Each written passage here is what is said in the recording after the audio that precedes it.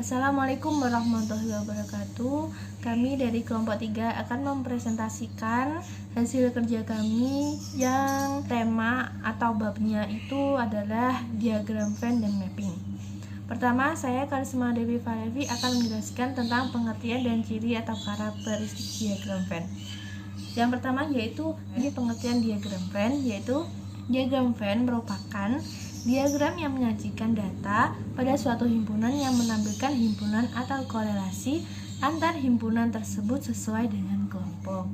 Diagram Venn sering digunakan untuk menggambarkan persimpangan, fraksi, ataupun perbandingan data. Diagram Venn juga sering digunakan untuk menyajikan data dari bentuk olahan, data matematika, data statistik, ataupun hasil aplikasi dari komputer. Selanjutnya yaitu ciri-ciri atau karakteristik diagram Venn. Yang pertama, kita bisa melihat di sini ada gambar ya, yaitu himpunan semesta atau yang nomor 1 mendeskripsikan total data atau nilai yang sedang dibahas. Selanjutnya daerah yang merupakan suatu himpunan A dan B yang bisa kita lihat di gambar dituliskan sebagai A irisan B sama dengan nomor 2 gitu ya.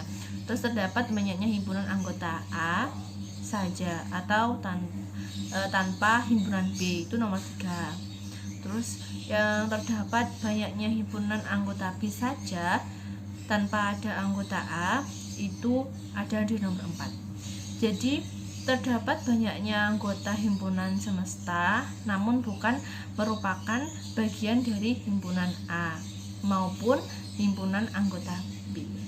Oke, selanjutnya pembahasan lain akan dilanjutkan oleh teman-teman saya. Baik, di sini saya akan menjelaskan tentang tujuan memakai teknik diagram Venn. Dalam yang pertama, mengidentifikasi organisasi atau lembaga dan kelompok yang ada di komunitas.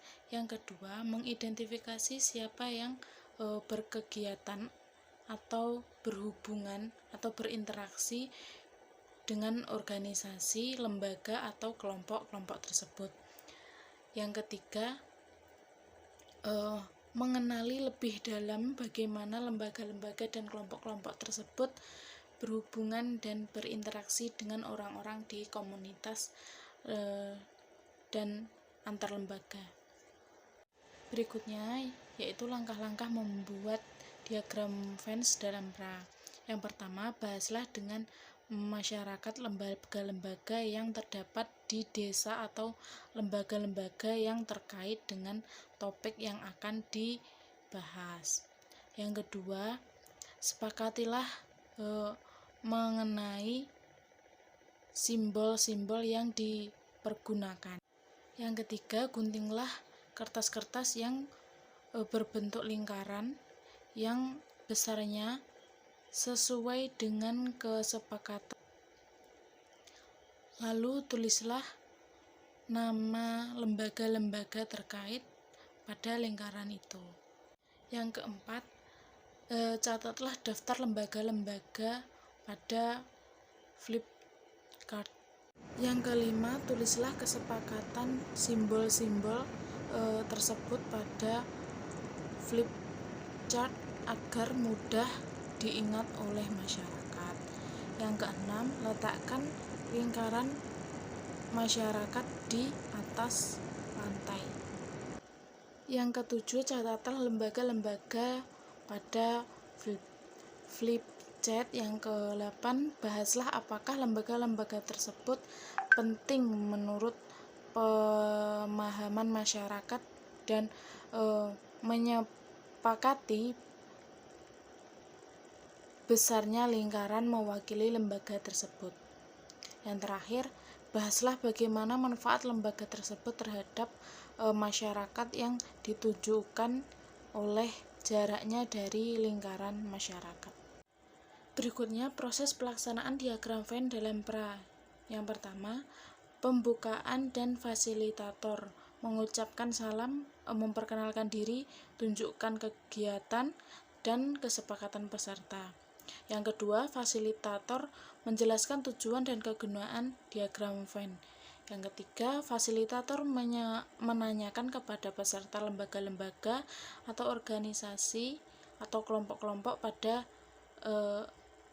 atau kelompok-kelompok apa yang ada di dalam komunitas. Peserta dipersilahkan menuliskan semua lembaga dan kelompok yang mereka ketahui, baik itu kelompok formal ataupun informal. Terima kasih. Saya akan melanjutkan materi dari teman saya. Di sini saya akan menjelaskan tentang apa itu kegunaan diagram Venn dan materi-materi selanjutnya. Yang pertama yaitu tentang kegunaan diagram Venn.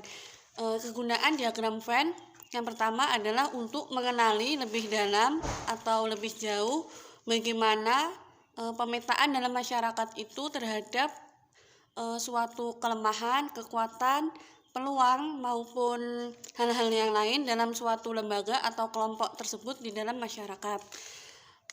Yang kedua yaitu untuk memetakan dan mengenali lebih jauh lagi siapa saja yang terlibat dalam suatu komunitas atau kelompok tersebut. Komunitas itu juga bisa baik secara komunitas formal maupun informal. Siapa saja yang terlibat dalam komunitas tersebut, kemudian siapa saja yang ikut berpartisipasi dalam suatu kelompok tersebut di dalam suatu masyarakat.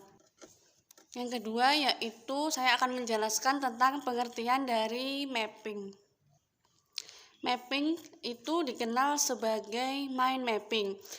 Mind mapping adalah suatu peta pikiran yang menggambarkan secara visual tentang suatu ide, konsep, maupun informasi atau hal-hal yang lain berupa gambaran visual. Ide atau informasi tadi diletakkan dalam sebuah kotak yang saling berhubungan, yang kemudian diberi garis yang terhubung satu sama lain sehingga terorganisir. Peta pikiran tersebut akan memudahkan seseorang untuk mengingat suatu informasi atau idenya tadi yang telah dibuat beberapa konsep atau bagan-bagan tadi untuk diingat kembali dan kapanpun dibutuhkan. Selanjutnya yaitu saya akan menjelaskan tentang jenis-jenis mapping. Jenis-jenis mind mapping itu ada 3. Yang pertama adalah mind mapping silabus.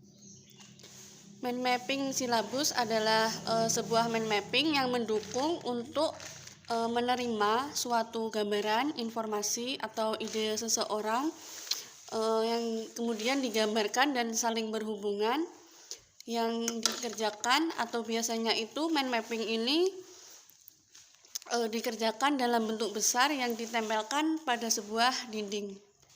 Yang kedua yaitu mind mapping bab. Mind mapping bab ini adalah suatu mind mapping yang telah dikelompokkan sesuai kelompok atau babnya yang sebelumnya telah dikelompokkan dan dipelajari terlebih dahulu.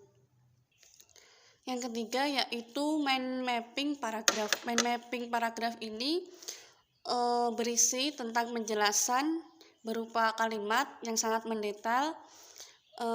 Mind mapping ini memudahkan seseorang untuk menjelaskan lebih detail dan jelas karena pada mind mapping ini berisi tentang suatu bab yang telah diparafrase yang kemudian bisa dijelaskan kembali.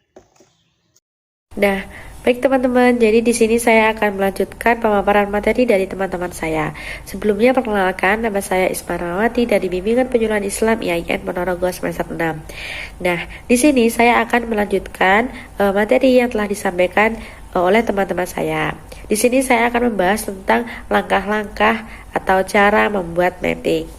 Nah, apa sih langkah-langkah dalam kita membuat mapping? Nah, yang pertama adalah pastikan peralatan sudah siap. Nah, kenapa harus peralatan sudah siap? Karena ketika kita tidak kekurangan bahan atau kekurangan alat, maka kita akan sulit untuk membuat mapping tersebut.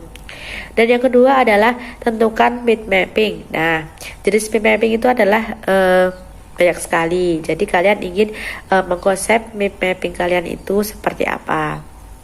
Dan yang ketiga adalah menempatkan tema besar di tengah-tengah kertas atau papan tulis Anda. Nah, jadi bisa dibayangkan, buatlah lingkaran. Nah, lingkaran itu samping-sampingnya itu berilah lingkaran-lingkaran kecil. Nah, nanti bisa ditarik garis lurus atau garis yang berhubungan antara lingkaran besar di tengah tadi dengan lingkaran-lingkaran di samping. Adalah temukan hubungan antara setiap tema dan tandai dengan garis, warna atau simbol, gambar atau foto untuk ide sentral, seperti yang sudah saya jelaskan di awal tadi. Dan yang kelima adalah selain gambar, kamu juga dapat memanfaatkan penggunaan warna yang beragam. Nah, jadi bentuk lingkaran-lingkaran tadi teman-teman bisa memvariasi, bukan cuma satu warna saja, tetapi bisa diwarnai sesuka hati teman-teman. Nah, yang keenam adalah gunakan garis melengkung. Nah, seperti itu. Dan yang ketujuh adalah gunakan satu kata kunci untuk setiap garis. Jadi seumpama teman-teman memilih warna garis merah, nah itu menunjukkan arti apa. Dan jika teman-teman memilih garis warna biru, itu menunjukkan garis apa, seperti itu. Dan yang kedelapan adalah jangan langsung membuat mind mapping di atas kertas. Ini tujuannya adalah untuk mengurangi kesalahan-kesalahan yang nanti akan menimbulkan kefatalan, seperti itu teman-teman. Dan materi yang selanjutnya adalah manfaat mapping. Nah, apa sih teman-teman manfaat dari mapping ini? Jadi yang pertama, manfaat dari mapping ini adalah melatih diri memahami berbagai informasi penting. Dan yang kedua adalah meningkatkan ketelitian dalam menyusun informasi. Yang ketiga adalah meningkatkan kemampuan seseorang dalam memahami sesuatu. Yang keempat adalah meningkatkan kreativitas dan produktivitas. Dan yang keenam adalah menghemat waktu. Nah, teman-teman, mungkin cukup sekian materi dari saya dan teman-teman. Apabila ada pertanyaan atau ada sanggahan, silahkan teman-teman bertanya di kolom komentar ya. Terima kasih, semoga bermanfaat. Wassalamualaikum warahmatullahi wabarakatuh.